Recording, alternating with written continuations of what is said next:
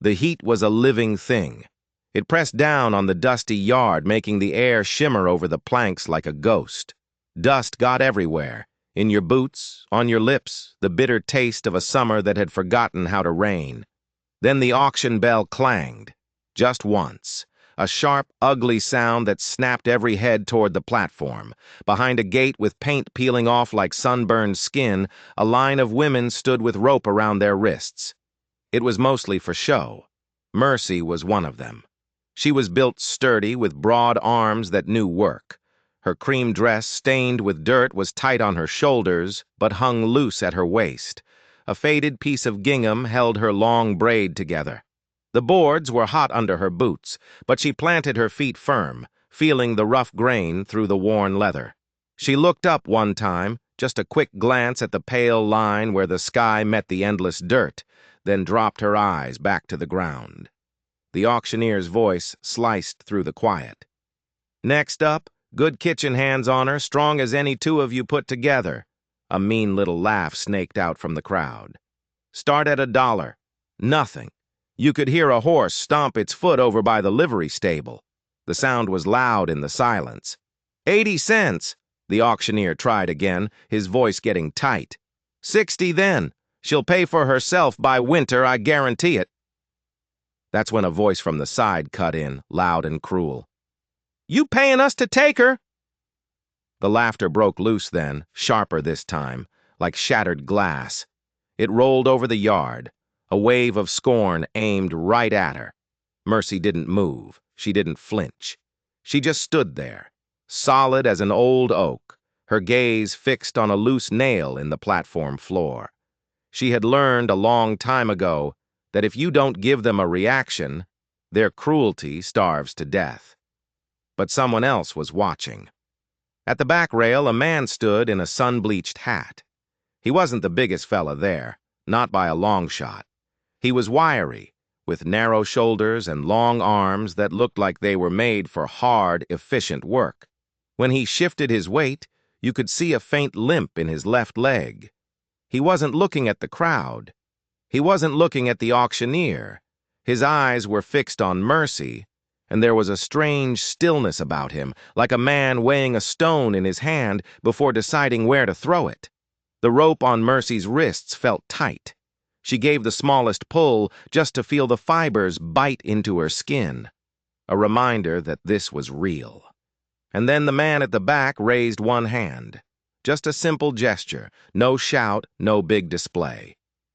The laughter died in an instant. It was like someone had thrown a switch. The whole yard went dead quiet. Even the auctioneer looked confused, blinking against the glare. You bidding, sir?" The man gave a single sharp nod. 60 cents, the auctioneer stammered, looking relieved. "Sold." The gate squeaked open. A wave of heat rolled up from the packed earth. The wiry man stepped forward, his limp more noticeable now. He pulled a small, sharp knife from his pocket. He didn't look at Mercy's face. He looked at the rope. One quick, clean cut, and it fell to the dust. He picked up the severed rope and set it on a fence post, like it was a piece of trash that had no business being on a person. He finally looked at her. His eyes were a pale, steady gray. "You need anything from back there?" he asked, his voice quiet. "No," she said. Her own voice was even, betraying nothing. "Wagons this way." They walked through the crowd, and it was like parting a sea of whispers. A man muttered, loud enough to be heard, "Could have had the redhead for that." Another one snickered, "That one'll lead him out of house and home." Mercy's cheeks burned hot, but her stride never broke. She kept her head up, her eyes forward. The man beside her didn't seem to hear them. His boots made a steady, rhythmic tap on the boards, a sound that said he was going where he was going, and he didn't care who watched. At the wagon, he put one hand on the rail and waited for her to climb up. She did, settling herself on the hard wooden bench. He swung up beside her, took the reins, and with a soft click of his tongue, the team of horses leaned into their harnesses. The auction bell clanged again behind them, selling off another life. but they were already rolling past the last building in town, heading for the wide-open road where the land stretched out forever and the heat made the horizon dance. The wagon wheels groaned in the deep ruts of the road. On either side, the grass was brown and flattened by the constant wind. The air smelled of sage and dust. Mercy sat straight as a fence post, her hands folded neatly in her lap, watching the endless brown landscape roll by. She was a statue of composure. But inside, 1,000 questions were screaming. Who was this man? Beside her, Jonas, she'd find out his name later, held the reins with a light touch. His frame was lean, all sharp angles and sinew, a body built by work, not by surplus. The brim of his hat cast a deep shadow over his face, hiding his expression. The muscles in his forearms moved with the slow, deliberate rhythm of a man who never made a wasted motion. Every time the wagon hit a bump, he'd brace himself, and the hitch in his left leg was clear. They rode for what felt like an hour in total silence. The only sound was the creak of the wagon and the plodding of the horses. Finally, Mercy couldn't stand it anymore. "You didn't ask my name?" Her voice was flat. "Didn't figure it mattered," he said, not looking at her. "Not until you felt like giving it." The answer surprised her. It wasn't what she expected. "It's Mercy," she said. He gave that same single sharp nod. "All right, then." And that was it. The conversation was over. They passed a pair of crows perched on a fence post. As the wagon drew near, they launched into the air, their black wings stark against the pale, washed-out sky. Mercy watched them until they were just tiny specks in the distance, flying free. She felt a pang of something she couldn't name. "You from around here?" she asked, trying again. "Close enough," he answered. "Been on that land since I was old enough to carry a post-hole digger." The road dipped down between two low ridges and then opened up again. And there it was. Off to the left, a small, weathered house. It leaned a little to one side, like an old man tired of standing. The boards were sun-bleached to a silvery gray. A barn stood nearby, its roof patched in a dozen different places. A lonely corral ran along one side. This was it. This was her new life. A broken-down ranch at the edge of nowhere. Jonas pulled the team to a halt by the porch. The silence that fell was heavier than before. "2 rooms," he said, still not looking at her. "One's yours. Cook if you want, rest if you don't. I won't make you do either." Mercy didn't move. She stared at the house, then at the barn. What kind of man buys a woman for 60 cents and then tells her she doesn't have to work? It didn't make any sense. Then he turned to her, and for the first time she saw his eyes clearly in the shade of the porch. They were serious, deadly serious. "I didn't buy you, Mercy," he said, his voice low and intense. "I saved you. You stood on that platform, and you didn't flinch when they laughed at you. You didn't beg when they priced you like an animal. I figured a woman like that would rather bite than be broken." The words hung in the air between them. Mercy felt something shift inside her. She held his gaze for a long moment, then gave a single nod of her own. She stepped down from the wagon, her boots landing softly in the dust. She was home. But what kind of home was it? And what kind of man was Jonas? He said he saved her.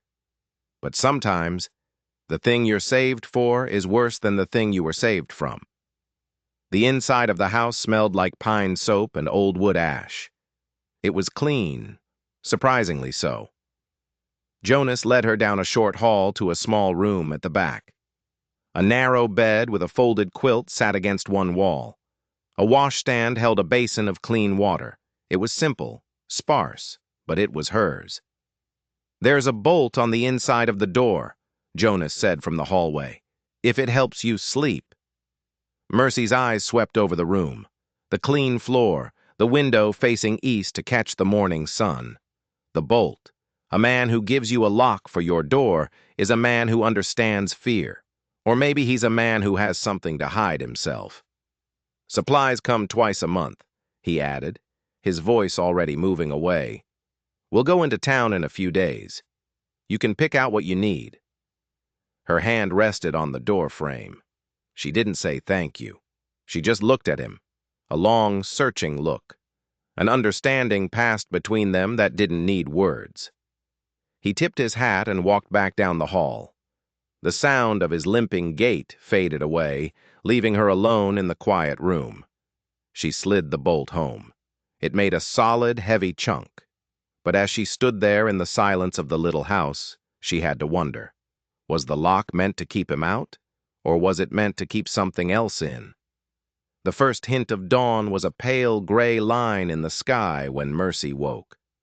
The house was dead silent, except for the wind whispering under the eaves. She was already up, dressed, her hair braided tight down her back. She unbolted her door and stepped into the main room. It was empty.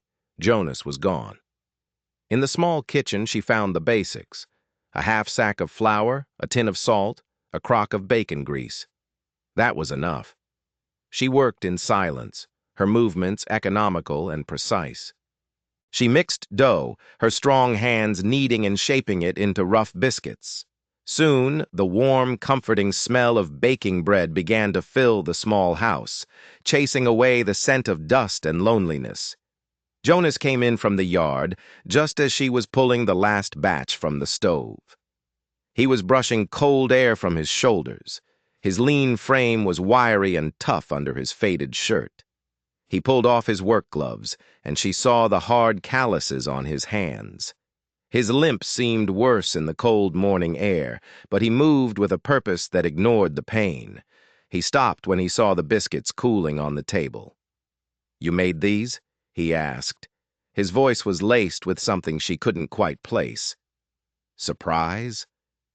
Mercy just nodded once. He sat down at the small table, took one, and bit into it. He chewed slowly, thoughtfully. His gray eyes were on her, studying her. "Best I've had in years," he said finally. He didn't say anything else, but he didn't have to. The way he looked at her was enough. It wasn't a look of hunger for food. It was something else. Later that day, he came to her with a slip of paper. The handwriting was neat and careful. "List of supplies we need from town," he said. "I was headed in. You can come along if you want." She took the list and read it. Flour, salt, beans, coffee.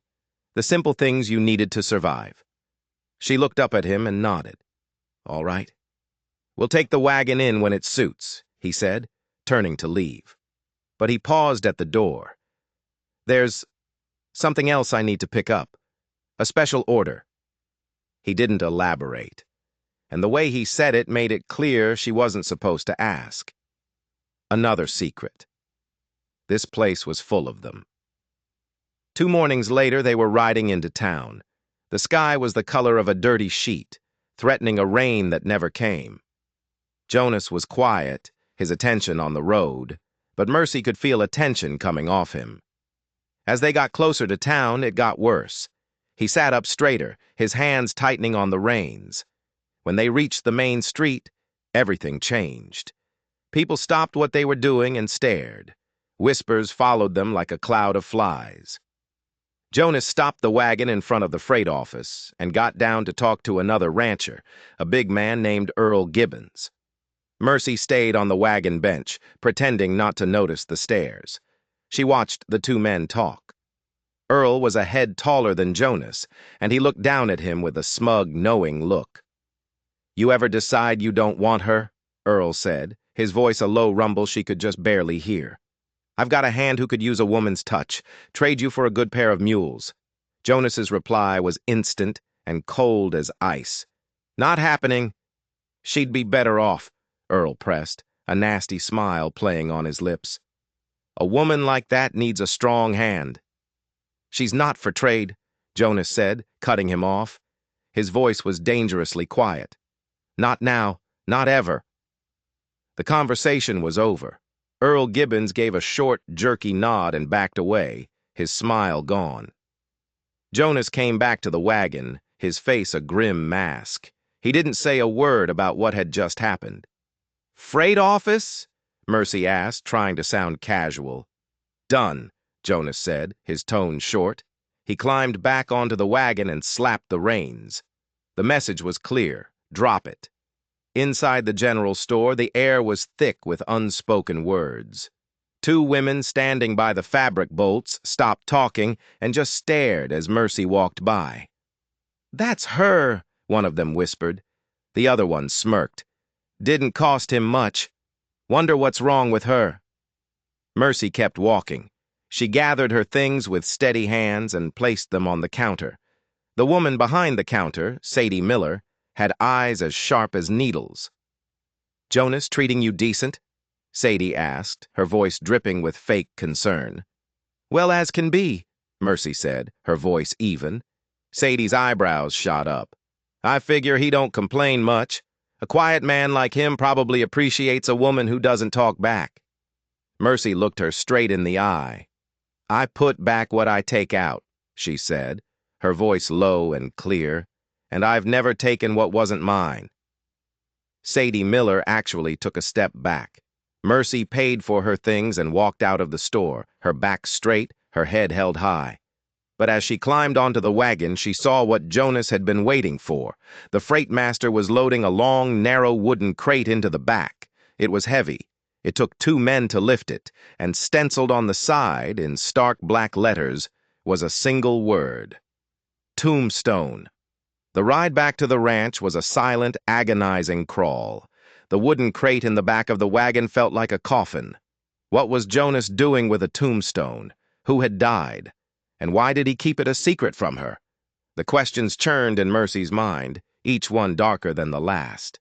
The man who had saved her was a walking mystery, and she was living in the heart of it.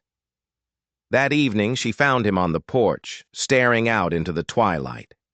The wind was picking up, making the dry grass whisper. "They say something to you in town?" he asked without looking at her. "They always do," she replied. "Doesn't mean you have to listen." "I didn't," she said, taking a seat on the steps. She waited a moment, then asked the question that had been burning a hole in her. "What's in the crate, Jonas?" He stiffened.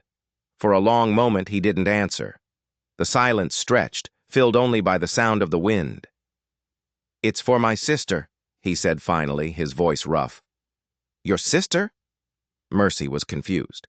Is she sick?" Jonas let out a short, harsh laugh that had no humor in it. "No," he said, his voice flat and dead. "She's not sick. She's been dead for 5 years." Mercy stared at him. "A tombstone? After 5 years?" "She never had a proper one," he said, his gaze fixed on the horizon. "The ground out here is hard. Takes time to save up for stone. I wanted her to have a name, not just a wooden cross that the wind could knock over. There was a story there, a deep, painful story. But he wasn't offering any more details. He was a man who kept his pain locked up tight. Autumn settled over the land, painting the hills in shades of gold and rust. The nights grew colder, and a thin layer of frost covered the porch boards each morning. Mercy fell into a routine. She cared for the chickens, mended Jonas's shirts, and worked in the small garden she had planted. She and Jonas worked around each other in a quiet, unspoken dance. He was a man of few words, but she started to see things in his actions. He started trusting her with more of the ranch's work, tallying the grain stores, checking the fence lines with him. One afternoon, they were riding along the western fence. Jonas reined in his horse and dismounted to check a loose post. He pressed his long fingers into the weathered wood, testing its strength. His movements were careful, deliberate, always compensating for the limp. "You've got good eyes," he said, looking up at her. "You spotted that break before I did." "You learn to see things before they fall apart," she said simply. That night, over a quiet supper, she finally asked him about the limp. "A horse fell on me," he said, his eyes on his plate. "When I was 20, the bone healed crooked, that's all." It was an answer, but it felt incomplete, like a page torn out of a book. A few days later, a cold snap hit. Mercy was cleaning out the main room when she found an old trunk tucked away in a corner, covered in a dusty blanket. She hesitated, then lifted the lid. Inside, nestled in yellowed linen, was a pale blue bonnet and a neatly folded calico dress. They were worn but clean and smelled faintly of cedar. Jonas came in from the yard, stamping the cold from his boots. He stopped dead when he saw her with the trunk open. His face went pale. "They belong to someone?" she asked softly. His gaze was fixed on the blue dress. "I," he said, his voice barely a whisper. "My sisters. Ilara." Mercy gently touched the fabric. It was soft, worn from many washings. "What happened to her?" Jonas's jaw tightened. He looked away, out the window at the bleak, gray landscape. "She died young," he said. The words were clipped, final. Another door slammed shut. "Now they're yours," he said, turning back to her, his expression unreadable. "If you'll have them." Something inside Mercy told her this was more than just a gift of an old dress. It was a test. She took the dress from the trunk and held it up.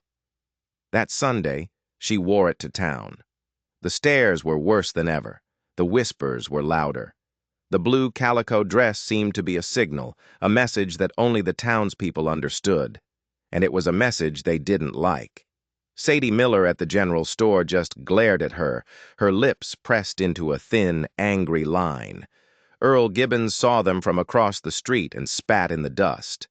On the ride home, Jonas was more silent than ever. As he was unhitching the team, he spoke without looking at her. "You know," he said, his back to her, "you're free to go, if you want." She turned to face him, her heart pounding. "You bought me for 60 cents. You brought me to this place, and now you're just telling me I can leave?" He finally turned to face her. His gray eyes were filled with a deep, weary sadness. "I bought your dignity back from that auction yard, Mercy," he said. "I never thought I was buying your life." "I ain't going anywhere," she said, her voice fierce. "Not tonight." Jonas just nodded once, that small, certain gesture. But as he led the horses away, a terrible thought took root in Mercy's mind.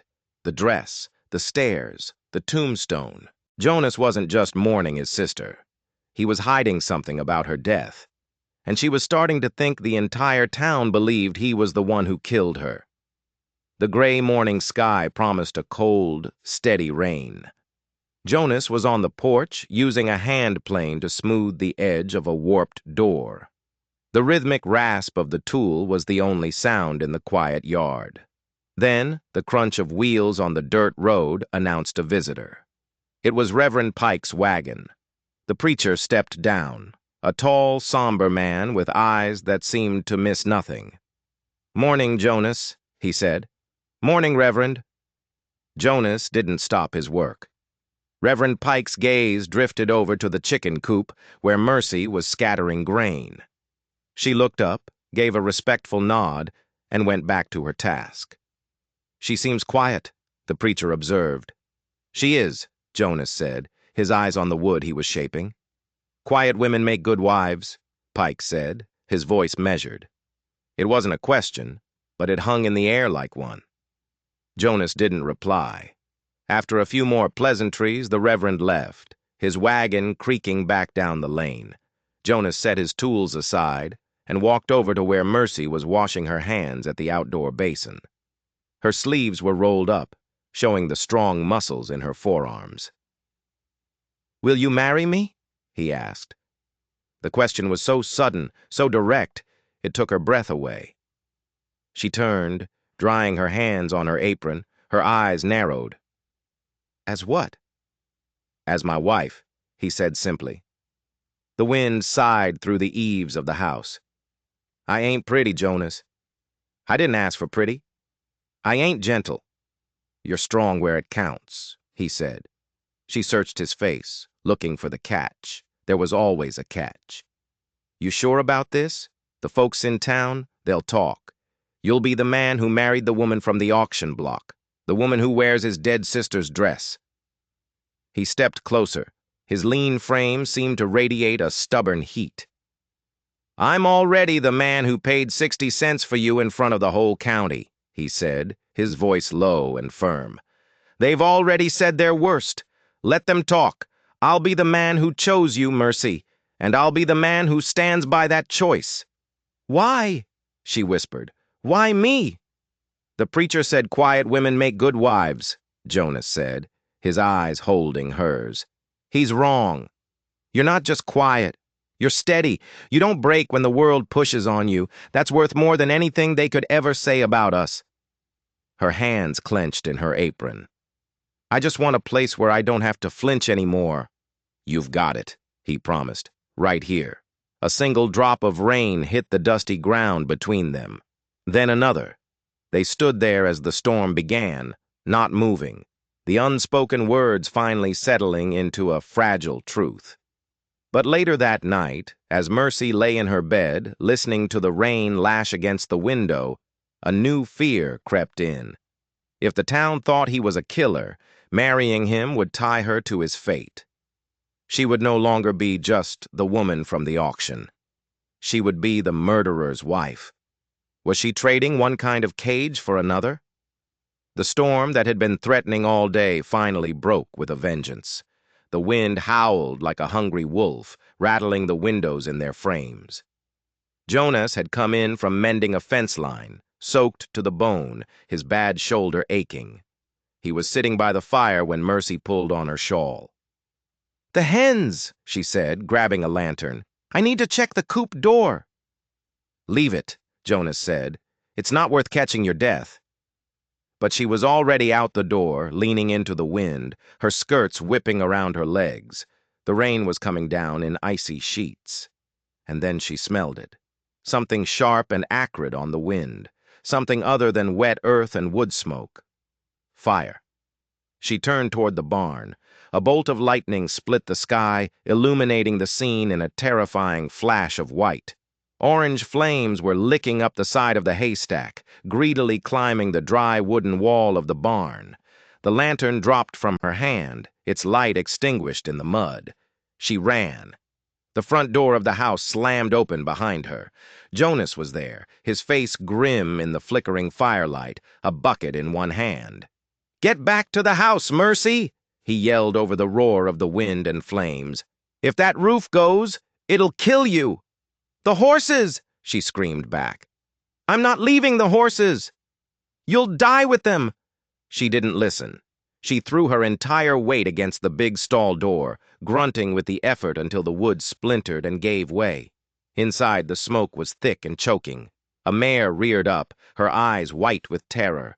Mercy grabbed the lead rope, untied the knot with frantic fingers, and slapped the horse's flank, sending her bolting out into the storm. Jonas was beside her now, his face streaked with soot. He worked with a desperate, focused energy, throwing bucket after bucket of water onto the flames, a futile gesture against the raging inferno. Mercy stumbled into the next stall. A gelding was kicking against the walls, panicked. She grabbed his halter, pulling with all her strength, trying to lead him toward the door. "Mercy!" Jonas's voice was a raw shout of fear. "Get out of there! Now! I've got him!" She coughed, her lungs burning. They had just cleared the doorway, dragging the terrified horse with them, when a sound like a gunshot echoed from inside the barn. A massive ceiling beam burned through, cracked, and fell right where they had been standing. Jonas didn't hesitate. He lunged, shoving her hard. They both went down in the mud as the rest of the roof collapsed with a deafening roar, sending a shower of sparks and embers into the night sky. The heat was so intense it felt like her skin was blistering, even through the cold rain. "You stubborn fool," Jonas rasped, his arm protectively over her head. "You should have run." "I don't run from things," she gasped, coughing up smoke. "No," he said, his voice thick with an emotion she couldn't place. "You never do." They lay there in the mud, watching the barn burn, the rain hissing as it hit the hot embers. It was a total loss. Everything inside, the hay, the tools, their winter supplies, was gone. Later, wrapped in a blanket on the porch, her hands trembling, she looked at the smoldering ruins. "It's all gone, Jonas." He knelt in front of her, wiping a smudge of soot from her cheek with his thumb. "Not all of it," he said quietly. As he looked at her, his face illuminated by the dying glow of the fire, she noticed something odd, a long, dark scratch on his forearm, still bleeding slightly, and the cuff of his shirt was torn. It looked fresh. It looked like he had snagged it on something sharp, like a nail or a splintered door. A cold dread trickled down her spine. The fire hadn't started on its own. The storm was wet. The haystack was on the leeward side of the barn, protected from the worst of the rain. It wouldn't have just caught fire. Someone had to have set it, and the only other person out there in the storm was Jonas. Why would he burn his own barn? Was it the insurance money? No, they were too poor for that. Was it to destroy something? To hide something that was inside? The questions circled in her mind, each one more terrifying than the last. She looked from the scratch on his arm to the smoldering ruins of the barn, and then into his tired, earnest eyes. He had just saved her life. But a terrible, unthinkable thought began to form. Maybe he'd only saved her because she'd caught him in the act. He sat her on the porch steps, wrapping a second blanket around her trembling shoulders. Her face was pale under the streaks of soot. He brought a damp cloth and knelt before her, gently cleaning her face. His touch was careful, tender. "I thought I'd lost you in there," he said, his voice rough with smoke and emotion. "I was scared," she admitted, her voice a hoarse whisper. "But I didn't stop." "No," he said, a faint smile touching his lips. "You never do." He saw her hands shaking and gently took them in his own, holding them steady. "Why did you come for me?"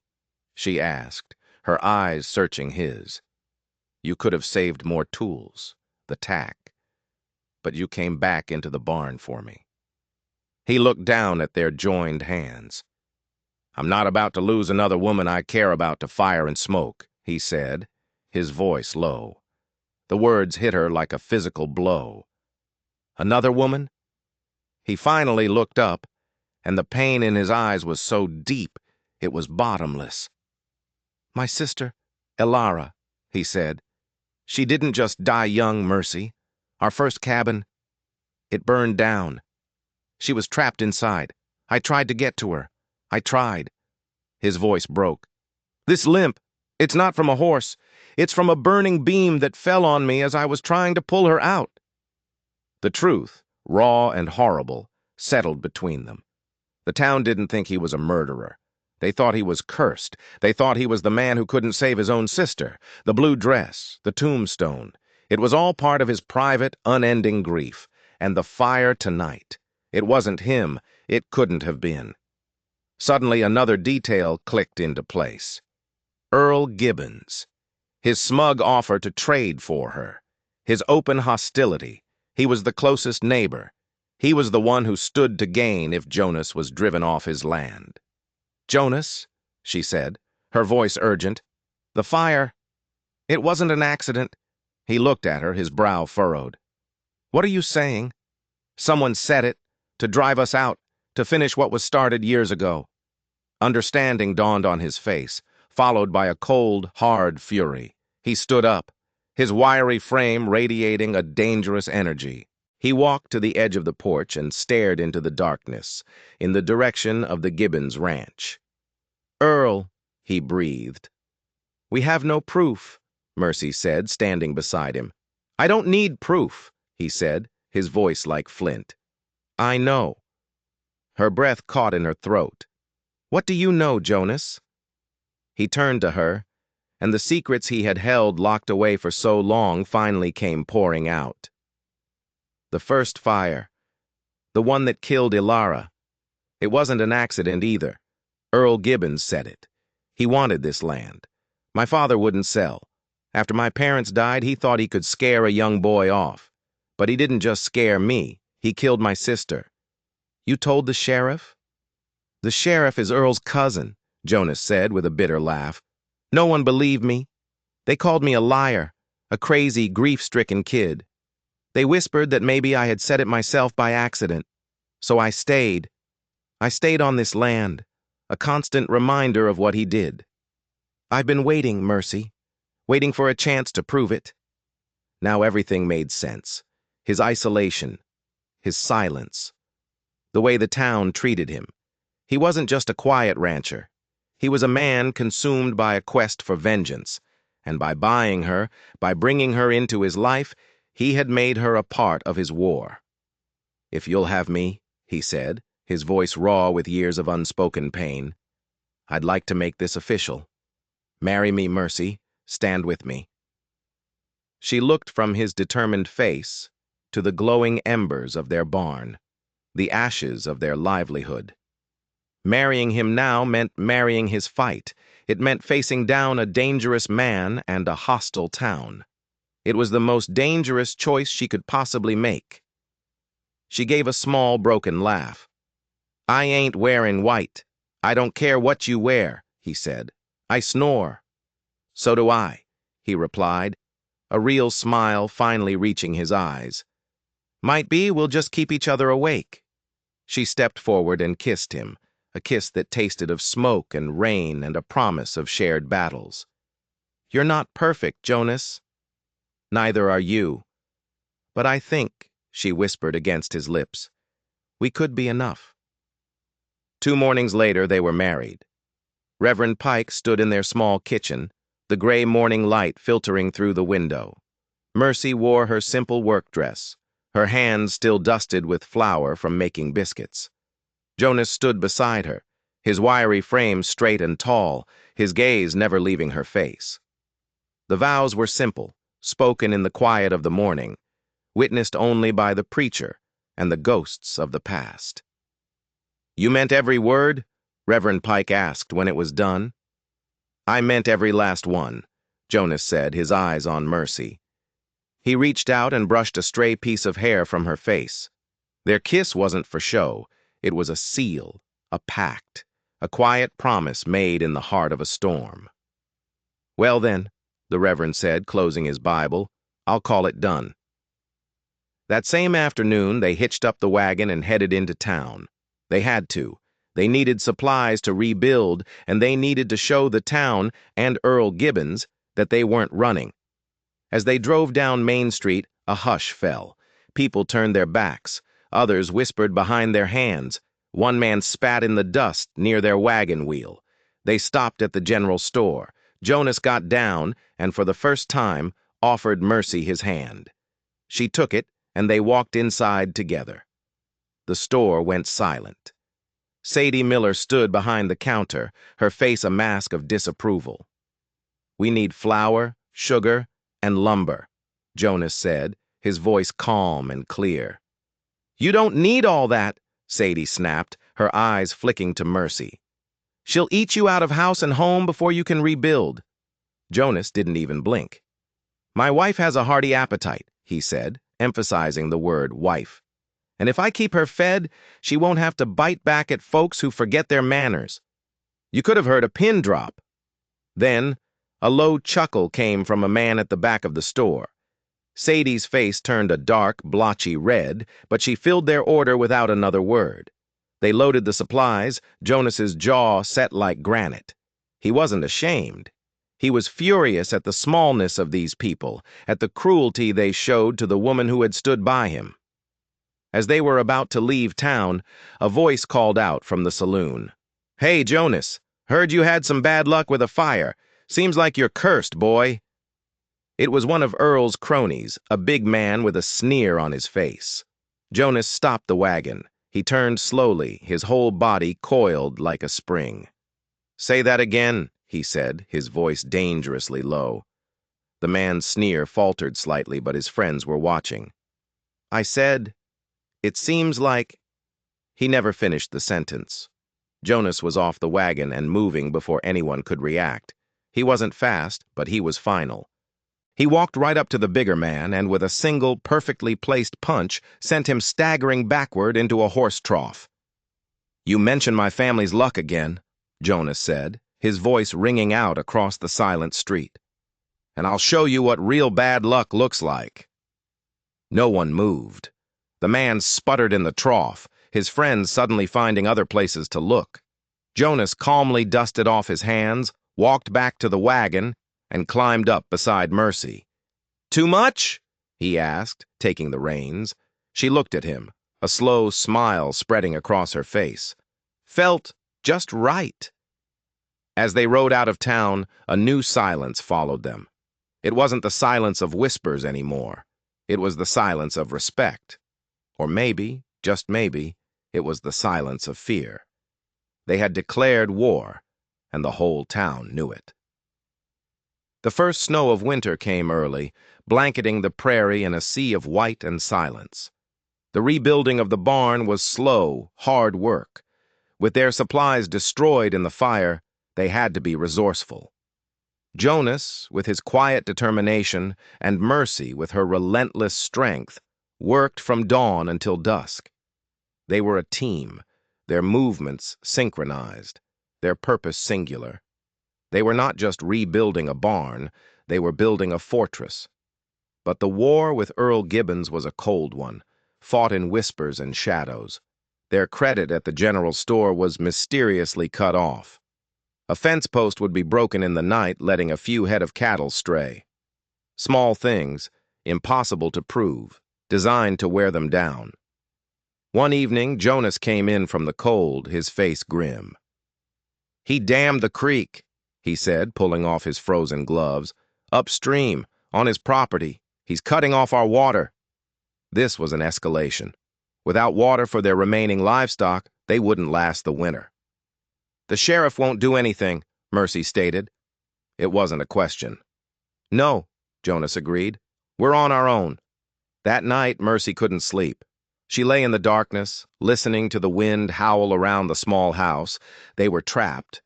Gibbons was slowly strangling them, and no one would help. She thought back to the fire, to the stories Jonas had told her. There had to be something, some piece of evidence that everyone had missed. Before the sun was up, she was dressed and pulling on her warmest coat. She took a shovel and a lantern. "Where are you going?" Jonas asked, his voice thick with sleep. "I'm going to dig," she said. "Dig for what?" "The ground is frozen solid." "I'm going to dig where the old cabin was," she said, her voice filled with a certainty she didn't feel. "Where Alara died. If Gibbons set that fire, he was there. Maybe he dropped something. Maybe something got left behind in the panic." It was a long shot, a desperate gamble, but it was the only card they had left to play. Jonas was on his feet in an instant, pulling on his own boots. "Then I'm digging with you." They spent the entire day in the biting wind, their shovels ringing against the frozen earth and charred rubble of the old foundation. It was brutal, back-breaking work. Their hands grew raw, their muscles screamed in protest, but they didn't stop. They dug through layers of ash and frozen mud, searching for a ghost of a clue from 5 years ago. By late afternoon, they had found nothing but scorched wood and broken pottery. Hope was beginning to fade. Jonas leaned on his shovel, his breath coming in ragged clouds. "It's no use, Mercy. There's nothing here." Mercy shook her head, her jaw set stubbornly. She drove her shovel into the hard earth one more time. It hit something with a dull thud. Not a rock. Something else. Working together, they cleared the dirt away. It was a small metal lockbox, blackened by fire and rusted by time. The lock was fused shut. Jonas took the back of his axe and, with a powerful blow, smashed it open. Inside, nestled in what was once a silk lining, was a small, leather-bound diary. The pages were yellowed and brittle, the ink faded, but it was still legible. And on the first page, in elegant looping script, were 2 words: Alara's diary. They took it back to the house and, huddled by the fire, they read. The story that unfolded on those pages was more shocking than anything they could have imagined. Alara hadn't been a victim of a random act of violence. She had been in love. With Earl Gibbons' younger brother, Thomas. They had been planning to run away together. Thomas was a gentle soul, nothing like his brutish older brother.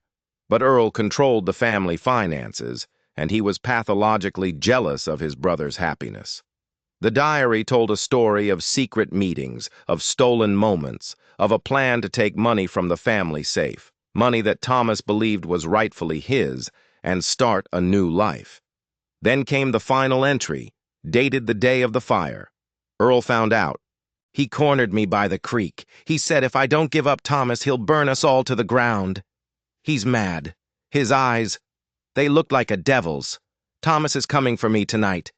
We have to leave now. I pray we get away in time." They stared at the book, the terrible truth finally clear. Earl hadn't set the fire to get the land. He had set it to stop his brother from leaving and to punish the woman who was taking him away. He had murdered them both. But there was one last twist. Tucked into the back of the diary was a folded, hand-drawn map. It was a map of the Gibbons property, and near a distinctive, lightning-scarred oak tree, there was a small X. Underneath it, Ilara had written a single chilling sentence: "Where Thomas hides our future." They knew what they had to do. The damned creek gave them the perfect cover. Under the cloak of a moonless, snowy night, they took their shovels and headed for enemy territory. They moved like ghosts through the darkness, following the frozen creek bed onto the Gibbons land. Finding the lightning-scarred oak was easy. It stood alone on a small hill, a dark silhouette against the snowy landscape. They started to dig. The ground was frozen, but adrenaline and a burning need for justice fueled them. Hours passed. Finally, Mercy's shovel hit something wooden. It was a chest, a heavy iron-banded chest. Inside was not just the money Thomas and Ilara had planned to escape with. There was also a set of blood-stained clothes and a signed confession. Not from Earl, from Thomas. The words, scrawled in a panicked hand, told the real story. Earl had confronted them. A fight had broken out. Thomas, trying to protect Ilara, had accidentally killed his own brother. In a fit of grief and panic, he had set the fire to cover his tracks, not realizing Ilara was still inside the cabin. He had then run, taking the money and leaving Jonas to take the blame. Ilara hadn't been murdered by Earl. She had been the accidental victim of the man she loved. Jonas sank to his knees in the snow, the confession trembling in his hand. His entire life, his entire quest for vengeance, had been built on a lie. The enemy he had been hunting for years was a ghost. The monster was a scared, grieving boy who had made a terrible mistake. "What do we do now?" Mercy whispered, the cold air stinging her lungs. Jonas looked at the confession, then at the money, and then across the snowy fields toward the town. He folded the paper and tucked it inside his coat. "We end this," he said, his voice quiet but filled with a new, cold resolve. "But not the way I thought we would." They didn't go to the sheriff. They went to Reverend Pike. The next morning was Sunday. The church was full, the pews packed with the families of Hollow Creek, including Sadie Miller and the sheriff. They were halfway through the sermon when the church doors creaked open. Jonas and Mercy walked in, covered in snow, their faces grim. An angry murmur went through the congregation. Reverend Pike stopped speaking. "Jonas," he said, his voice stern, "this is a house of worship." "And we're here to find justice, Reverend," Jonas said, his voice ringing out in the silent church. He walked to the front and turned to face the crowd. He held up the confession. "For 5 years," he began, "this town has whispered about me. They've called me cursed. They've blamed me for the fire that took my sister's life. Today, the truth comes out." He didn't read the whole confession. He didn't name Thomas. He looked directly at the sheriff. "The fire that killed my sister was set to cover up a crime," he said, his voice hard as steel. "And the man who set it fled with a fortune. He left a confession, and I have it right here." He paused, letting the weight of his words sink in. "But that's not the only crime this town has ignored," he continued, his gaze sweeping over the crowd. "Another fire was set just a few weeks ago. My barn was burned to the ground. My wife and I were almost killed. Our water has been cut off. We have been starved out, threatened, and isolated." His eyes finally landed on a man sitting in the back pew, a man whose face had gone deathly pale. Earl Gibbons. "And the man responsible for that sits among you now," Jonas declared. "He thought he could drive me off the land he's always coveted. He thought I was a broken boy he could scare away. He was wrong." He unfolded the map. "This is a map of the Gibbons property. On it is the location of a buried chest. A chest that held this confession. And a great deal of money. Money that the man who fled took with him." He turned back to the sheriff. "Now, Sheriff, you have a choice. You can investigate Earl Gibbons for the arson of my barn and the theft of that money from his family's land. Or I can ride to the next town and show this confession and this map to a U.S. Marshal and let him ask why you let a killer run free for 5 years while you helped his brother harass an innocent man." The church was in an uproar. People were shouting, pointing at Earl. The sheriff, trapped and exposed, had no choice. He stood up, his face red, and walked slowly toward a sputtering, protesting Earl Gibbons. Justice, it turned out, didn't always come from a gunfight. Sometimes it came from a truth spoken in a quiet church on a cold Sunday morning.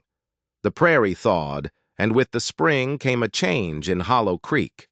With Earl Gibbons arrested and awaiting trial, the fear he had held over the town seemed to melt away with the snow.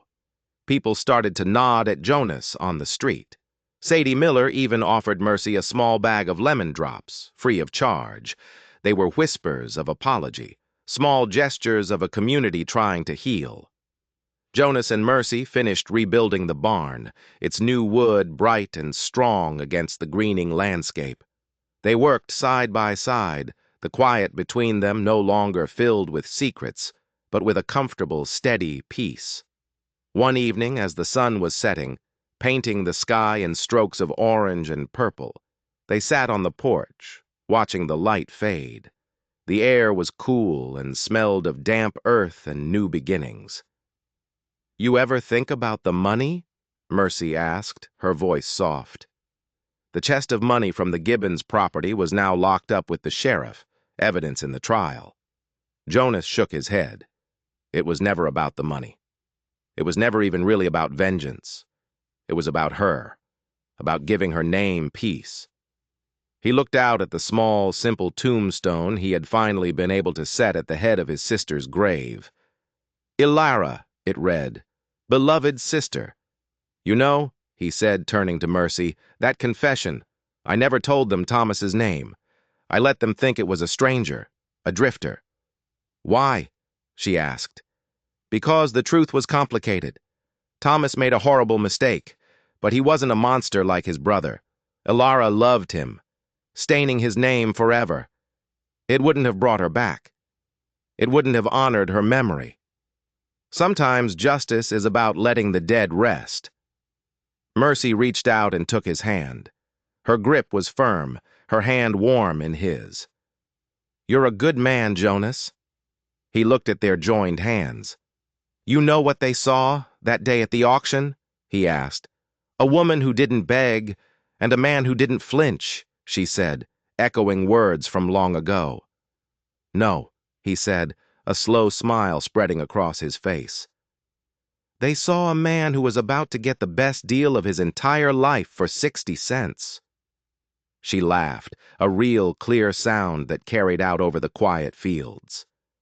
They sat there for a long time, watching the stars come out, one by one, in the vast, dark sky. The house behind them was no longer just a shelter, it was a home. The land was no longer a place of painful memories. It was a promise of a future. They had faced down fire and hate, and they had built something new from the ashes, something steady, something real, something that would hold.